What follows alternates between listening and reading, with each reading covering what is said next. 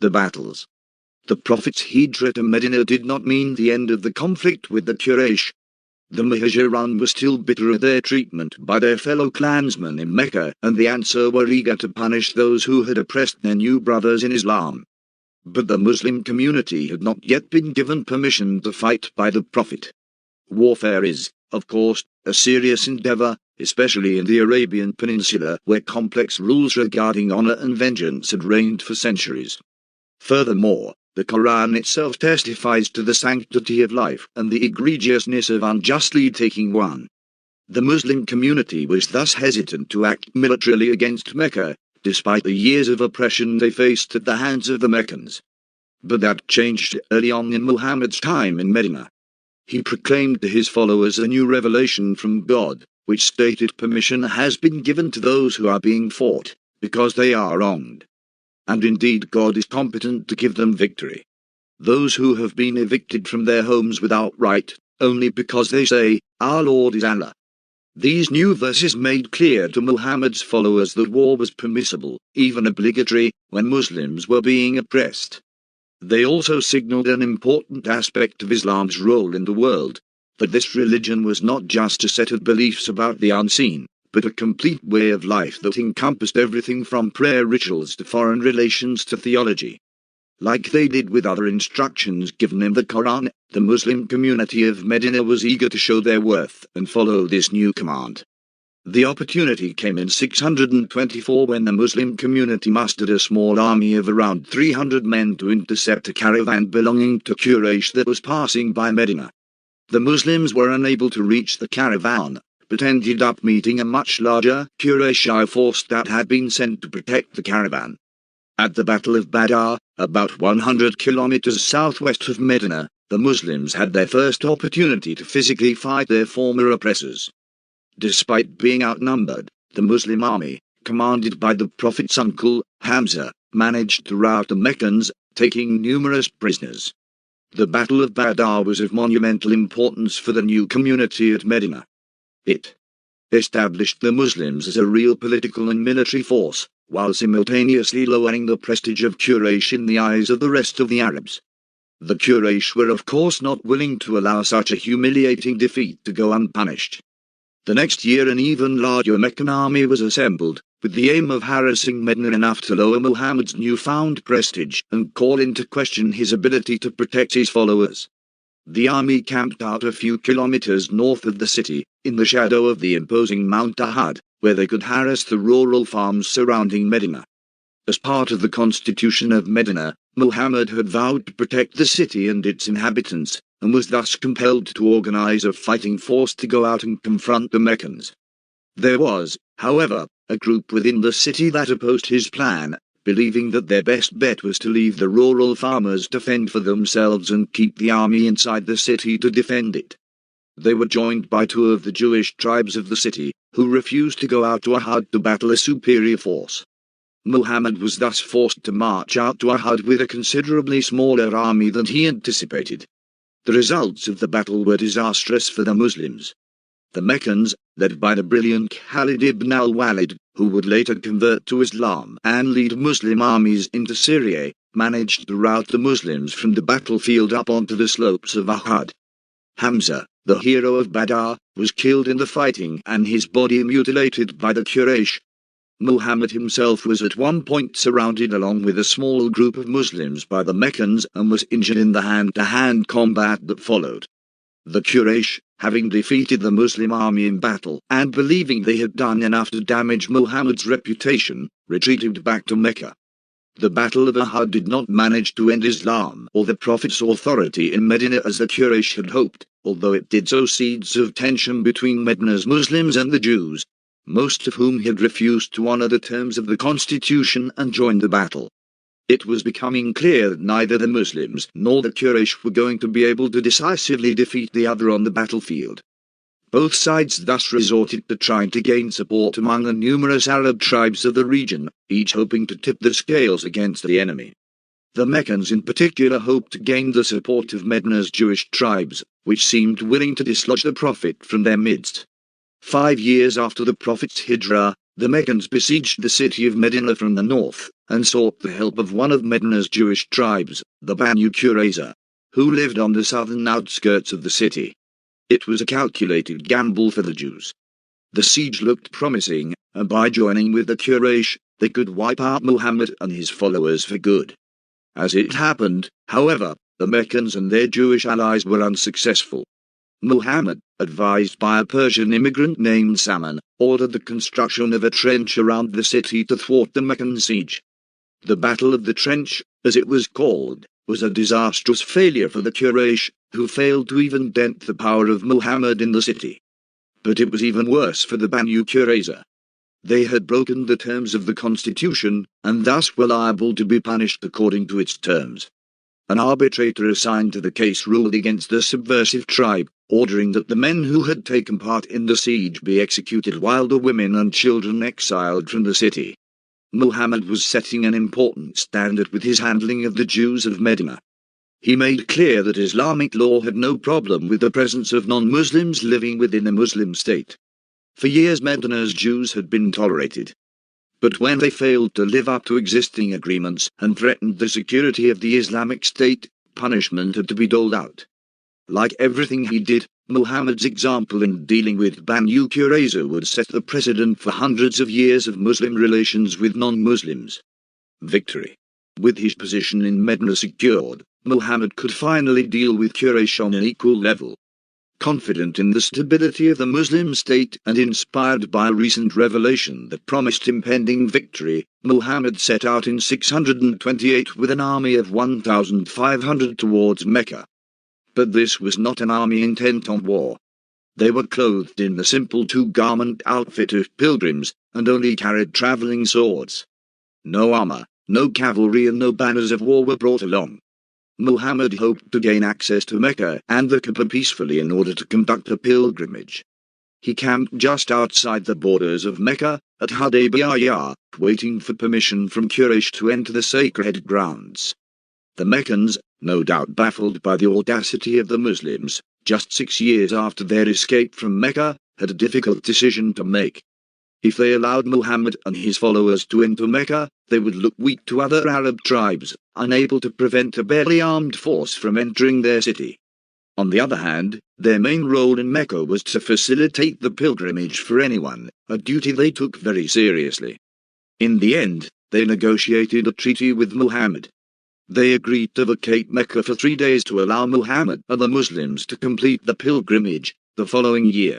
Muhammad would have to return to Medina that year without having visited his hometown. Furthermore, a truce was agreed to. Mecca and Medina would refrain from fighting for 10 years. Some Muslims were clearly discontented by the terms of the Treaty of Hudaybiyah, having hoped for immediate access to Mecca or even a complete conquest of Quraysh. But the treaty provided the welcomed respite from conflict that gave Muhammad the ability to expand Islam far beyond Medina. Now without the threat of internal dissent and external invasion, he had the freedom to send missionaries throughout the Arabian Peninsula, and even beyond, into the Byzantine and Persian empires in the north. Bedouin tribes converted en masse, allying themselves with the Prophet.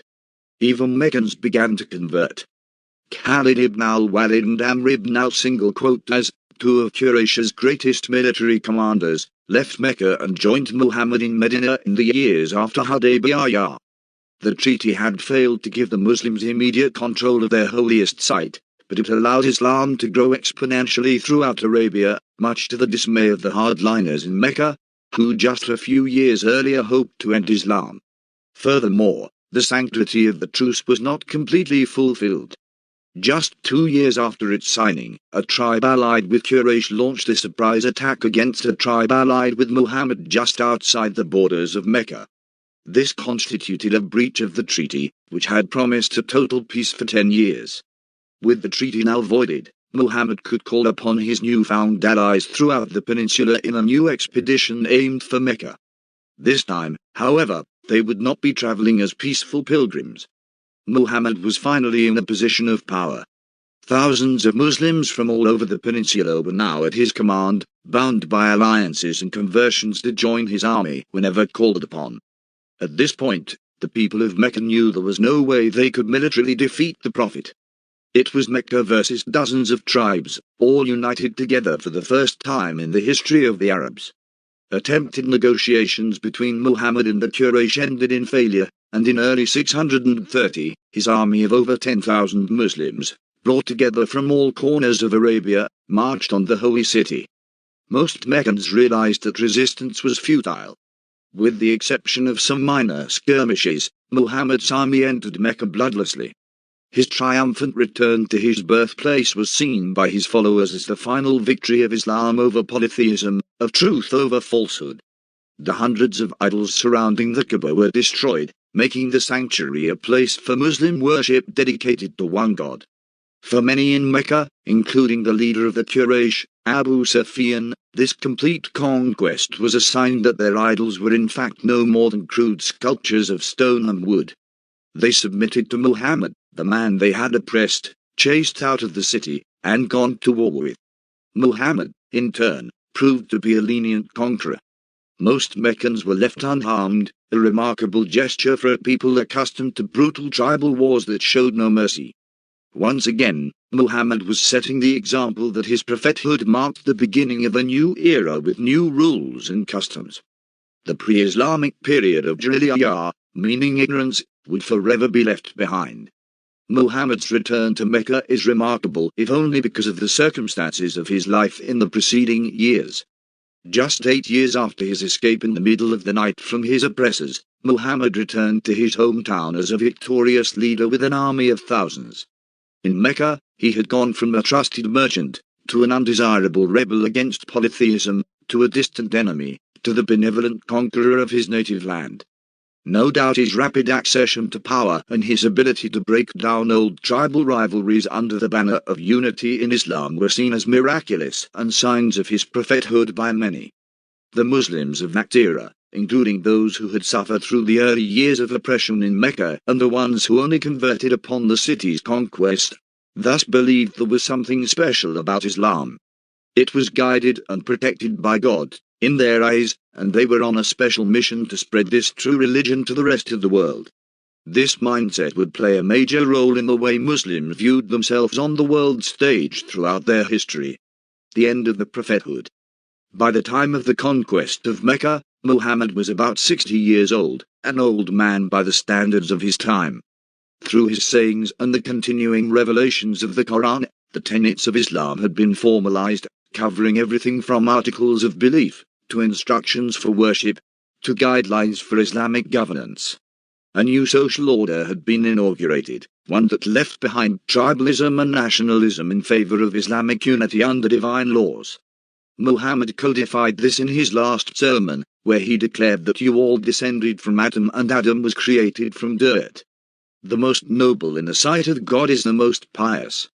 No Arab is superior to a non-Arab except by their God consciousness. His religious and social message was intertwined with a political one that forged a united Muslim empire that spanned the entire Arabian Peninsula, the first time in history that all the Arabs had been united.